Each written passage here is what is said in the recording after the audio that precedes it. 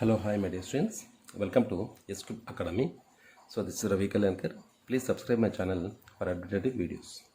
So, students, నేను already previous వీడియోలో ఈ మోషన్ ఇన్ స్ట్రెయిట్ లైన్కి సంబంధించినటువంటి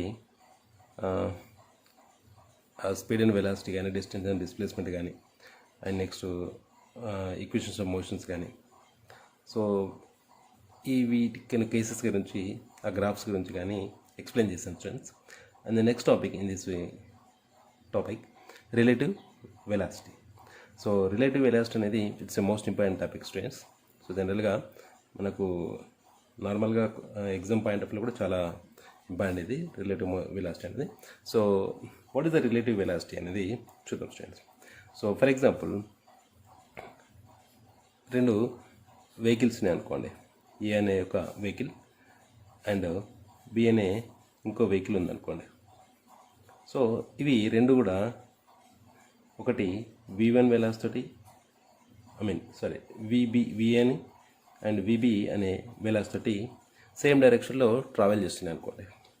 సో ఈ రెండు కూడా సేమ్ డైరెక్షన్లో ట్రావెల్ చేస్తున్నప్పుడు మీకు ఏమవుతుందని అంటే ఇక్కడ వెలాసిటీ ఇతను ఒక ఫ్రేమ్లో అంటే ఇక్కడ ఉన్నటువంటి ఇందులో ఉన్నటువంటి డ్రైవర్ సో వీళ్ళు ఒక డిఫరెంట్ మోషన్ని ఫీల్ అవుతూ ఉంటారు. అంటే వీటికి బయట ఒక వ్యక్తి ఉన్నాడు అనుకోండి. సో ఆ వ్యక్తి అక్కడ నిలబడి ఉన్నాడు అనుకోండి. సో ఒక పర్సన్ యొక్క వెలాసిటీ అని అనుకుంటే ఇప్పుడు వీళ్ళకి మధ్యలో ఉన్నటువంటి ఒక వెలాసిటీ అనేది డిఫరెంట్గా ఉంటుంది. సో ఈ ఏకి మళ్ళీ పర్సన్కి అండ్ బికి పర్సన్కి మధ్యలో రిలేషన్ అనేది వేరుగా ఉంటుంది స్టూడెంట్స్.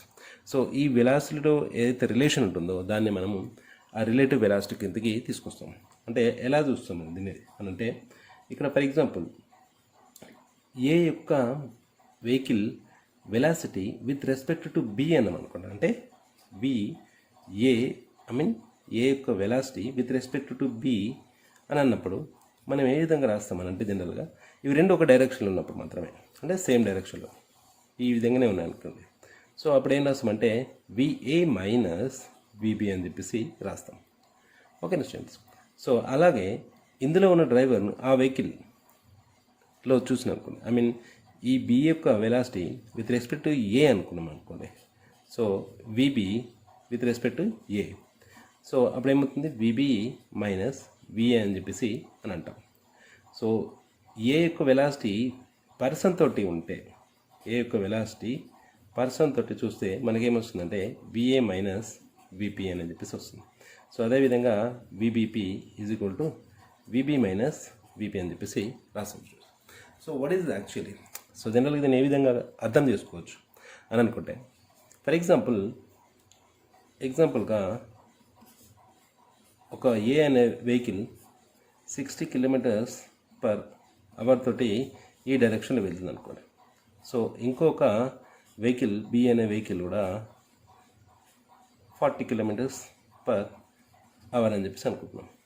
సో ఒక వ్యక్తి ఇక్కడ బయట నిలబడాను అనుకోండి. సో అలా నిలబడినాడు. సో ఈ రెండు కూడా ఒకే డైరెక్షన్లో వెళ్తున్నప్పుడు ఈ రెండు కూడా ఎలా కనిపిస్తుంది అంటే ఏ అండ్ బికి మధ్యలో కంపేర్ చేస్తున్నప్పుడు చూడండి. అంటే సింపుల్గా ఆలోచిస్తే ఏ యొక్క velocity with respect to B అని అంటే VAB that is equal to VA minus VB that is equal to 60 minus 40 that is equal 20 km/h. అంటే ఏ అనే ఒక వెలాసిటీ బి తోటి కంపేర్ చేసినప్పుడు బి కంటే ఏ అనేది 20 km కంటే అంటే 20 km స్పీడ్ తోటి ఉంది అని చెప్పేసి చెప్తాం. ఫాస్ట్లో ఉన్నాను. ఏని బి తోటి కంపేర్ చేసినప్పుడు ఏ యొక్క వెలాసిటీ అనేది బితో కంపేర్ చేస్తే ఏ అనేది 20 km ఫాస్ట్గా వెళ్తుంది. 20 km/h వెలాసిటీ తోటి వెళ్తుంది. ఓకేనా స్టూడెంట్స్. డిఫరెంట్ థింగ్ ఆలోచించడంలో. సో అదేవిధంగా VB minus VBA equal to VB minus VA that is equal to అనుకుంటే so 40 minus 60 that is equal minus 20 km/h. అంటే వాట్ ఈజ్ మీన్ అంటే యాక్చువల్లీ దీని మీనింగ్ ఏంది అని అంటే ఇక్కడ బి యొక్క వెలాసిటీని ఏ అనే ఒక ఫ్రేమ్ ఏ అనే వెహికల్తో కంపేర్ చేస్తున్నప్పుడు సో బి అనేది ఏ కంటే వెనకాల ఉంది, అంటే 20 కిలోమీటర్స్ వెనకాల ఉంది. ఎందుకు 20 కిలోమీటర్స్ వెనకాల ఉంది అని అంటే ఏ అనేది బి కంటే 20 కిలోమీటర్స్ ముందుంది. ఓకేనా, 20 కిలోమీటర్స్ పర్ అవర్ అనేది ముందు స్పీడ్ తోటి వెళ్తుంది. ఓకేనా, సో మరి పర్సన్ తోటి ఏ అండ్ పర్సన్ తోటి చూసుకుంటే VAP is equal to VA minus VP that is equal to ఏమవుతుంది 60 minus 0 that is equal 60 kilometres per hour. అంటే ఈ పర్సన్కి ఈ వెహికల్ 60 కిలోమీటర్స్ పర్ అవర్తో వెళ్తుంది అని చెప్పేసి. అట్లాగే విబిపి ఎట్లా వస్తుంది, విబిపి మైనస్ ఏమొస్తుంది అని అంటే 40 minus 0, so 40 kilometres per hour. అంటే ఈ వెహికల్ యొక్క వెలాసిటీ అనేది మనము ఏ విధంగా చెప్తున్నాం అంటే విత్ రెస్పెక్ట్ టు, అంటే ఒక వెలాసిటీ ఏదైతే కాన్స్టెంట్గా ఉంది, 0 వెలాసిటీ ఉంది, ఒక రెస్ట్లో ఉన్న వెలాసిటీ కంపేర్ చేసినప్పుడు ఉన్నటువంటి వెలాసిటీస్. అదే ఈ రెండింటిని కంపేర్ చేస్తే రెండు వస్తువులు కూడా, రెండు ఆబ్జెక్టులు కూడా మోషన్లో ఉన్నటువంటి వాటితో కంపేర్ చేసినప్పుడు మనకేమొస్తుందంటే దీంతో కంపేర్ చేసినప్పుడు ఈ వెహికల్ అనేది బి అంటే బి రెస్ట్లో ఉండి, సింపుల్గా ఆలోచన, బి రెస్ట్లో ఉండి సో ఏ అనేది 20 కిలోమీటర్స్ ఫాస్ట్గా వెళ్తుంది. ఓకేనా, సో మరి ఏతో కంపేర్ చేసినప్పుడు ఏం చెప్తున్నాను అంటే బి అనేది 20 కిలోమీటర్స్ వెనకాల ఉంది, 20 కిలోమీటర్స్ పర్ అవర్ వెనకాలకి వెళ్తుంది అని చెప్పేసి వస్తుంది. సో మనకి ఇక్కడ వెలాసిటీస్ అనే రెండు సేమ్ డైరెక్షన్లో ఉన్నప్పుడు ఈ విధంగా మైనస్ అవుతాయి స్టూడెంట్స్. సో మరి అలాగే ఒకవేళ ఏ అనే వెహికల్ 60 కిలోమీటర్స్ పర్ అవర్ తోటి ఈ డైరెక్షన్లో అండ్ బి అనే వెహికల్ 40 కిలోమీటర్స్ పర్ అవర్ అనేది ఈ డైరెక్షన్లో వెళ్తుంది అనుకోండి. సో ఈ రెండు కూడా ఏ విధంగానే ఆపోజిట్లో వస్తున్నాయి. మరి అప్పుడు ఏమొస్తుంది మనకి ఇక్కడ AB is equal to VA minus VB, అంటే వెలాసిటీస్ కాబట్టి నెగిటివ్ డైరెక్షన్ తీసుకుంటాం. సో విఏ ఎంత వస్తుంది ఇక్కడ 60 మైనస్ విబి ఏమవుతుంది, ఇది నెగిటివ్ డైరెక్షన్లో వస్తుంది కాబట్టి మైనస్ 40. సో ఏమవుతుంది 60 plus 40 60 in minus into minus plus that is equal 40 and that is 100 kilometers per hour. ఓకేనా, సో మరి విది ఏమవుతుందో చూద్దాం.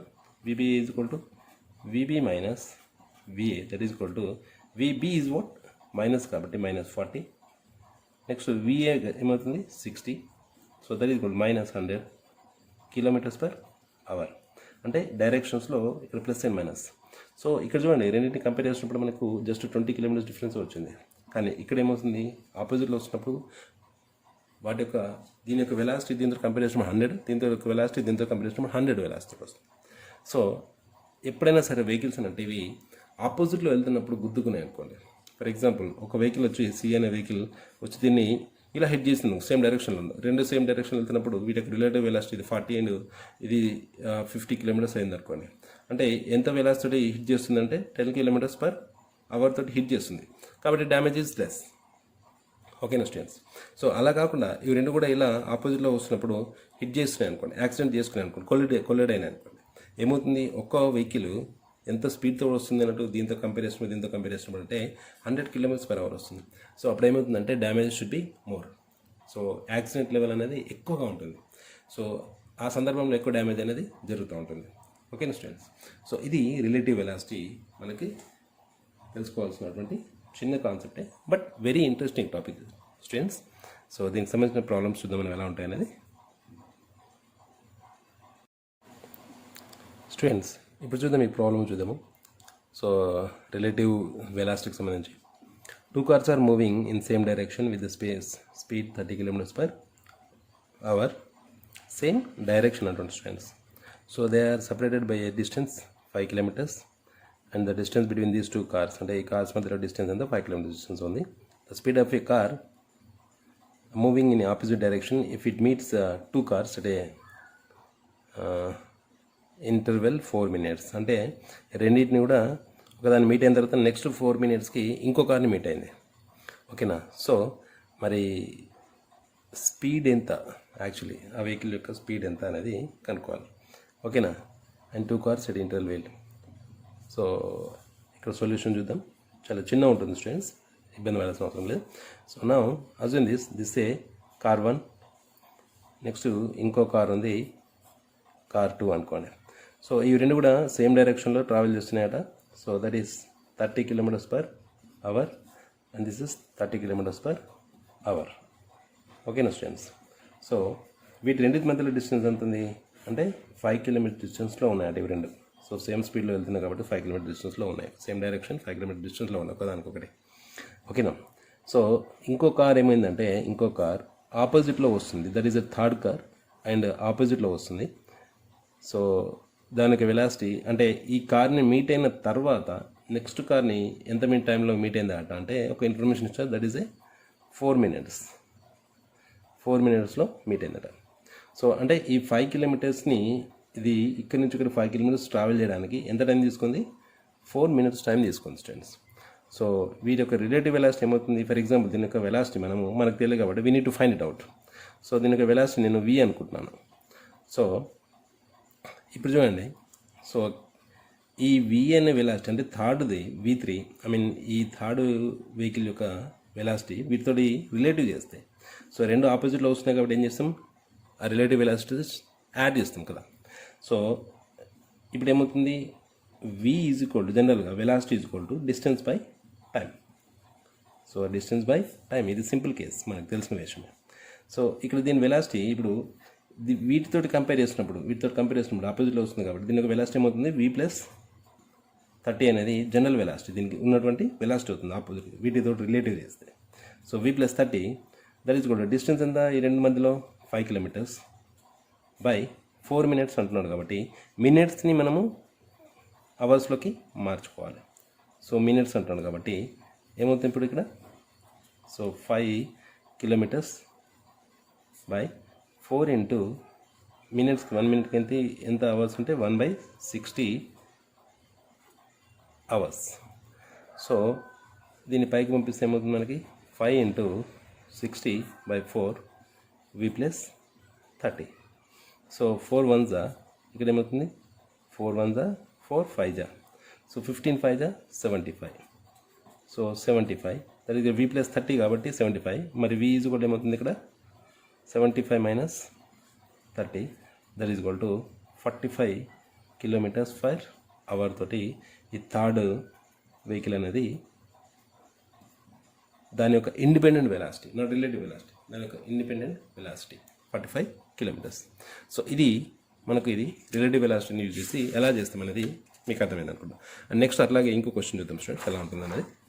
So this another question, 2 trains are A and B, ఒకదానికి 100 మీటర్స్ అండ్ ఇంకోటి 60 మీటర్స్ లాంగ్ ఉన్నాయట, and ఇవి రెండు కూడా ఆపోజిట్లో ట్రావెల్ చేస్తున్నాయట. ఓకేనా. సో అయితే ఇందులో ఏంటంటే ఒక ట్రైన్ షార్టర్ ఉంది, ఒకటి లాంగర్ ఉంది. కాబట్టి షార్టర్ 60 మీటర్స్ ఉన్నటువంటి ఒక ట్రైన్ యొక్క వెలాసిటీ వెలాసిటీ ఎంత ఉందంటే 3 times that of the longer one. ఓకేనా. If the trains take the 4 seconds to cross the each other అన్నప్పుడు మరి వాటి వెలాసిటీస్ ఎంత అని అంటే చూద్దాం ఇక్కడ. సో జనరల్గా రెండు ట్రైన్స్ ఉన్నాయి అనుకోండి, ఇది షార్టర్ అనుకోండి 60 మీటర్స్ది, ఇంకోటి లాంగర్ వన్ అనుకోండి, సో 100 మీటర్స్ అనుకోండి. సో ఇచ్చినప్పుడు సో వీటి యొక్క వెలాసిటీస్ ఏమవుతున్నాయి అని అంటే జనరల్గా చూద్దాం. ఇక్కడ మనకి దీని యొక్క వెలాసిటీ తెలియదు కాబట్టి మనము V1 అనుకుందాం, దీని యొక్క వెలాసిటీ మనకు తెలియదు కాబట్టి V2 అనుకుందాం స్టూడెంట్స్.